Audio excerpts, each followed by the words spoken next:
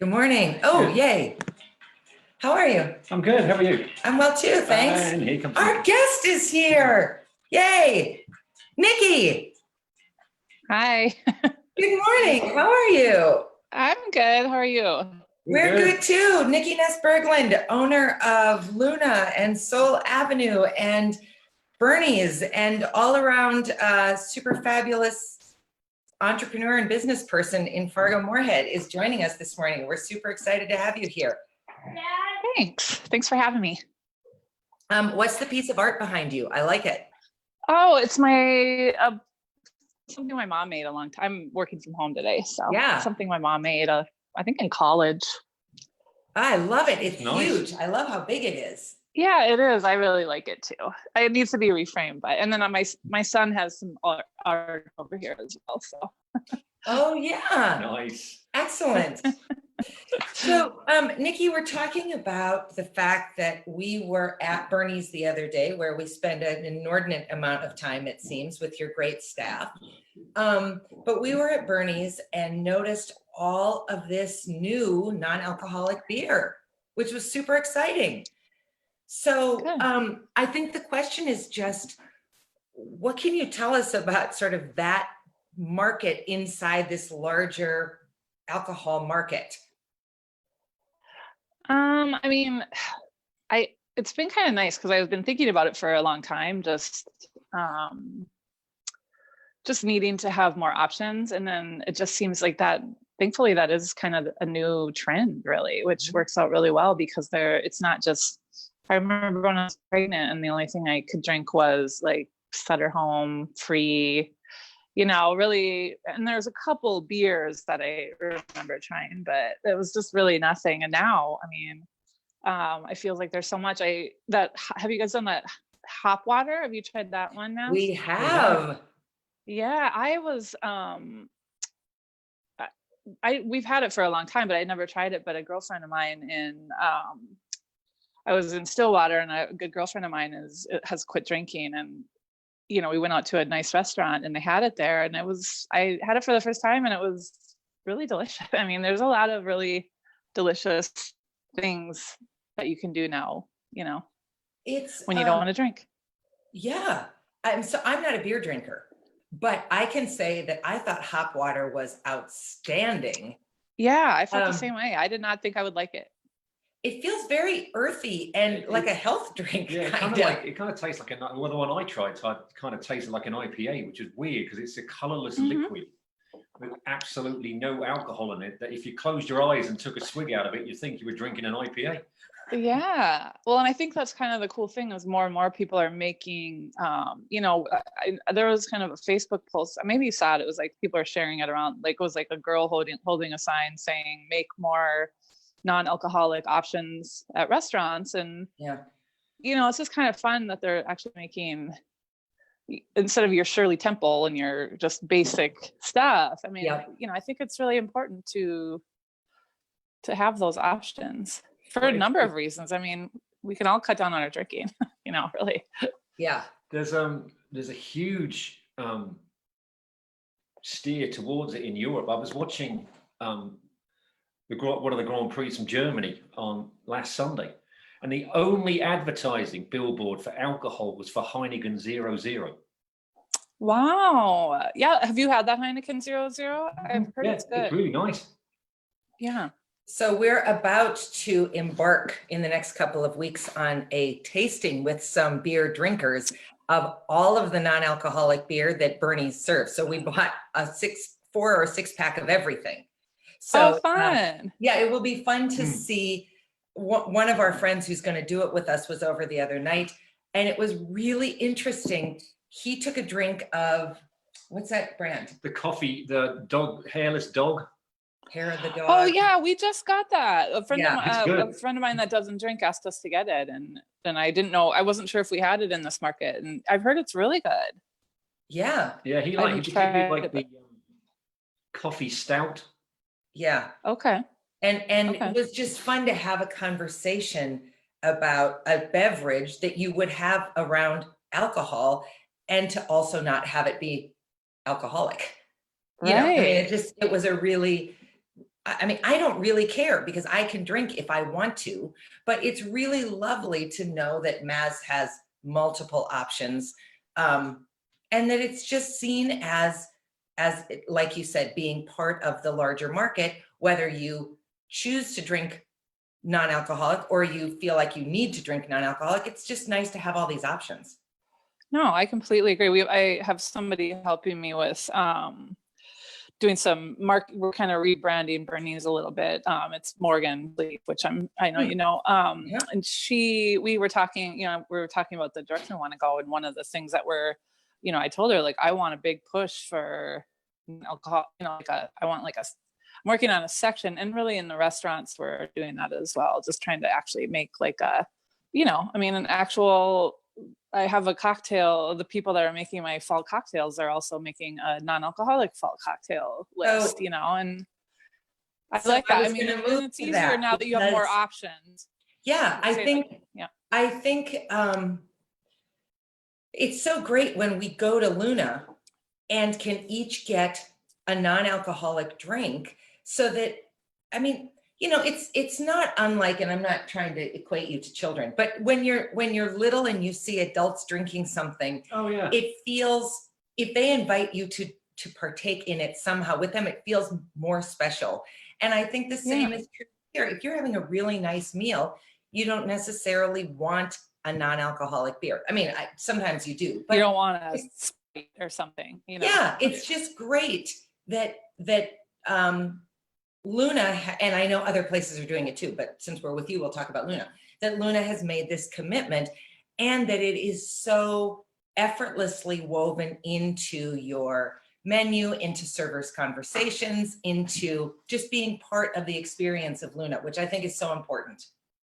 Yeah, I agree. And really the biggest challenge for me has been, we use the Seedlip brand of non-alcoholic spirits at Luna, and it's really hard to get. I mean, as much as I try not to shop Amazon, like, we've had to buy it on Amazon. And so I've been talking to my reps about, like, it's just still not a big enough market that they're willing to bring it in. So it's kind of nice, and they basically said the more we can get it out there, then we can start to buy it, but I mean, I have to actually buy that on the, You're basically buying it like we would have to buy it. Oh yeah, completely. Oh, that's really interesting. We buy it full retail markup, but it's still important enough. And, eventually I think it'll change. But then one of my reps told me that they're kind of working towards getting more spirits. But so the more popular it gets, the better, because then we can actually buy them, the way we should be buying them. Right. Have you heard of the brand Curious Elixir, Nikki? Yes. Somebody else brought that up to me. And we haven't, I mean, I feel like we've been talking about experimenting with something other than Seedlip lately, but I have heard it.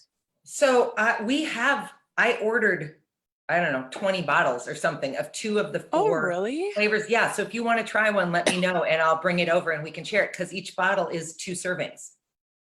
Oh, and that you drink it as is, or do you is it something you could mix it, but you can drink it as is as well. I wouldn't say it makes you feel like you are drinking like a hard liquor. It's got a very distinct peppery taste. It's an interesting thing to drink. Yeah. A friend of ours, and she's been sober for a long time, maybe probably 30 years. And last time I saw her, we were talking, and she goes, "Aren't there a lot of fun non-alcoholic things to drink?" I said, "Yes, there absolutely are." Yeah. Well, and you hear about like bigger markets. I mean, there are full restaurants and bars now that are only alcohol free. Yeah. So I mean, I think it's so I like that it's not so, I mean, I'm sure, Maz, you've seen this there are more and more people that just don't drink, or don't always want, don't drink a lot. And I feel personally good about that. I mean, even though I have a liquor store, I feel, that makes me feel, I like to think of alcohol in the way of enjoyment. Like, it's something that you enjoy as a side to your food or whatever. But when it becomes just something to just do, I don't feel good about that. So I like the trend. The yardsticks, I find, and I've shared this with a couple of people. In 2018, we went to Ireland for 2 weeks, and I was a bit nervous I said to Dana, well, Ireland, everyone's in the bar. How are you going to enjoy real Ireland in a bar? So Dana said, it's going to be, Maz, it'll be totally fine. And it was. We went to our first bar in Ireland. I went up to the bar and said, you got anything non-alcoholic apart from Coke? And he said, what do you want? There must have been over a dozen different non-alcoholic beers and non-alcoholic Guinness. Wow. Do we have non-alcoholic Guinness? No, we do. Caliber. Yeah, you do. No, That's Caliber. Caliber, right. Okay. Yeah. But the real Guinness Stout, non-alcoholic Guinness Stout, they literally got it in a week before we got there. Yeah, it was amazing. Did you try it?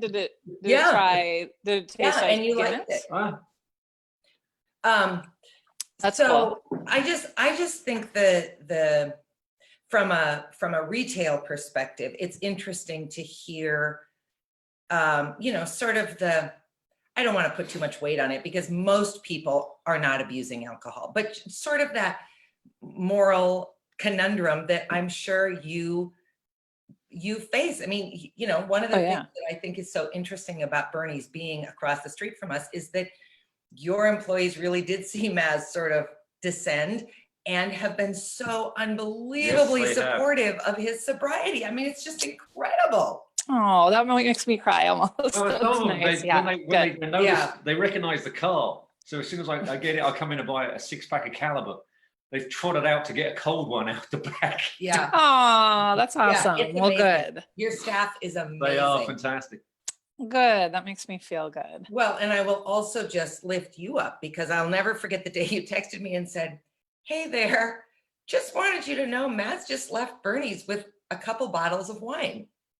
And I loved that you ran the risk of knowing that it could cause a fight, or that I could say to you, well, what the hell are you paying attention to what Maz is buying for? No, you invested in him, and then I was able to write back and say, yes, I sent him to get those. Dana sent me shopping, but it was a nice sort of. I'm sorry I tattled on Maz.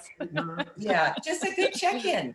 So mostly we wanted to just talk about the rise of this and also hear your perspective, but also lift up Bernie's and Luna and Soul as 3 such amazing businesses who have personally made us feel like Maz is just another person and we're just drinking whatever we drink and it doesn't matter. There's never any judgment around not ordering alcohol. And that's not always the case at every restaurant because I know that that's where a lot of money is made. And I also know that it's just a given that people are drinking. But I just wanted to let you know publicly how amazing me too. Your business model and the training that you must do with your teams is, because they've been amazing. And in case anyone's interested, your mocktails at Luna are fantastic. They're pretty darn good. Good. Yeah, I think we're about to change a few up too for fall. So, I mean, I don't want to just get boring. We have to have the same mocktails, just like, Yeah. And then, I mean, another thing is, I always think like, Dana, you and I are totally in this position where it's like every time we have a meeting after 4:30, it's like we just assume we're all going to have wine, Right. And I'm actually trying to get away from that personally, even where, I start saying like, because it's always like, do you want to have a wine meeting? And it's so normal that and that's not bad. I mean, I still want to have wine meetings, but why is that just so ingrained in our heads that we have these meetings? To me, it's like anytime after 4 means wine. And that is like, I've been really thinking about that lately. Like it's time to not normalize that, I think. Time to tighten it up a little bit. I agree with you completely. Yeah. And it is hard. And I always say to people, I could give up drink. I mean, I really do enjoy wine, but I could give it up pretty easily, but it would be hard with my job because if I'm meeting somebody for happy hour who's a donor and I'm buying and they order a glass of wine and I don't, it creates an awkward moment. So I've been trying around. Figure out, I keep working on, like you, well, okay, so I'm not going to drink at home and I'm not going to drink by myself. And the more parameters I set in place for myself, then the easier it is if I'm out with somebody to happily order a glass of wine and not give it a thought because I haven't had it in a while. One of the weird things I think about is, I'm glad you do it. I'm very happy you sell non-alcoholic beer, but in order to buy non-alcoholic beer in this town, you have to go to a liquor store. Unless you want Unless you can't buy it from Hornbachers or anything like that. Oh, right. That's true. Yeah, that is weird. That is so weird, Maz. I've never thought of it that way. Which is fine. It has, it doesn't bother me because I can happily walk into any liquor store and not go, oh, I want to drink all of this. I'm very lucky like that. But that's super for interesting. a lot of other people, they probably couldn't go in. Yeah. That is a really, really interesting perspective. And it's weird that you can't sell it. I mean, yeah, it's because I think it has like it doesn't have, I'm trying to remember why that is, but that is really fascinating. I've never thought of that perspective. At all. Well, Heineken 0.0. Yeah, no, I think it must be that they're paying the tax on the fact that it's actually still a beer. I feel like somebody should make that a point to change. That's a really interesting perspective. I can honestly say I've never thought of that. That's super interesting. Huh. Yeah, somebody should change that. It's a funny thing, but well, I won't make too much of a noise out of it because if they do change that, you'll be out of business. Well, right. I'm not saying I'm going to make a thing about. No, but I mean, in general, like somebody could. I feel like that's an interesting point to bring up. Like, why does someone have to? I don't know. It's just an interesting perspective, I guess. Yeah, I've been toying with. I'm not. Everybody's like, don't put it out there yet, but I've been toying with this idea in my head that if when Biden wins, I was like, maybe I'll just give up drinking for a year. My husband's like, why don't you try a month? I'm like, I feel like I owe it to the universe to take a break. When Biden wins, a break of gratitude. Let's get through the election first, and then let's see where we're at. Yeah, that's got to be after. No, don't drink while he's president-elect. Yeah, you could do that. January. Yeah, but I was like, well, maybe I'll start with a month. And like, the only reason I'm bringing that up is because like you, Dana, I'm always like, well, I mean, personally, I can also not drink. It's just more like at my work, it requires, and then I had to think like, if I do that, well, I at least have to be able to taste wine, but I just have to dump the wine, which I actually do a lot. I mean, I do a lot of tasting and dumping. But yeah, I was like, could I do that? I mean, of course I could, I could. It would be a really interesting challenge though, to be a wine purveyor or an alcohol purveyor who doesn't drink it. It would be really fascinating. I know. I mean, I feel like that's a book, Nikki. Yeah. What? I feel like that's a book. Don't you think? Maybe. I mean, there's surprisingly there's a bigger push in, countrywide, like there's known problem with alcohol and drugs in restaurants. So, I mean, there's a lot of sober people in, and I don't personally have a lot of experience with this in our businesses, but I mean, it's throughout the country, that's a large conversation, substance abuse, and so there are like more and more, there's a bunch of like sommeliers that don't drink anymore. And that's like, that would be, because they became alcohol, they drank too much and they couldn't stop. So now they are sommeliers that do wine stuff, but they don't taste, I think it's possible. It's really interesting. Well, think about if you're tasting wine all day long, like a lot of them do. There's going to be, some people are going to be bound not to be able to put that down, Yeah. So I don't know. Maybe I'll try a month. Try a month and we'll see how that goes. We can talk then. Thanks so much, Nikki. Thanks for all your support with us. Thanks for having me. For your business support too, because it really does. It's just been really fun to explore this side of it, and we can do it by walking across the street, which just means a lot to us. Well, and I love to make it really fun too, Maz, and I'm like so proud of you. I feel like you've come so far, and I'm just really, really proud of your success in that. Well, for thank sure. you. That means a lot. And I'm glad I still get to see your smiling face. Yes. You can tell from here upwards, I'm smiling every time I see you. Yeah, exactly. So we'll see you soon, I hope, and maybe we'll go for a crisp walk instead of have a crisp one. I know we should. That sounds like a really good idea. It does. Thanks so much, Nikki. Have a great day. Great day. Thanks. Bye, everybody. We'll see you tomorrow at 8:30. Bye.